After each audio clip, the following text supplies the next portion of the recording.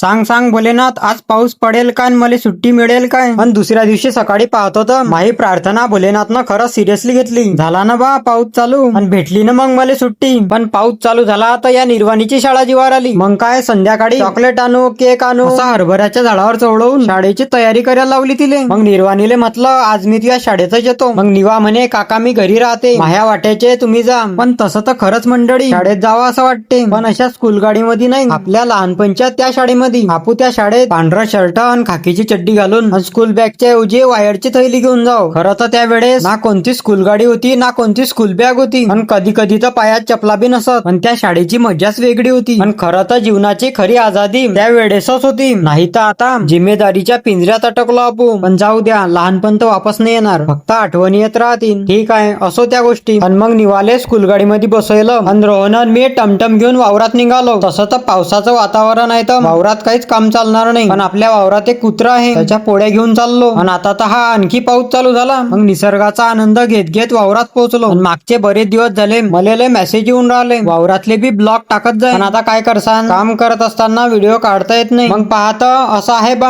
आपलं गरिबी गरिबी मकातूर. आता हे फक्त रील मध्येच पाहायला चांगलं वाटते बरं, नाही तर हे एवढं चांगलं दिशाच्या मागे किती मेहनत लागेल आहे हे फक्त एक शेतकरी समजू शकते. आणि मग कुत्र्याले पोळ्या टाकल्या आणि आम्ही चाललो आता घरी. आजच्यासाठी एवढं, लवकरच भेटू एका नवीन ब्लॉग मध्ये. तर लोक तुम्ही घ्या फॉलो करून.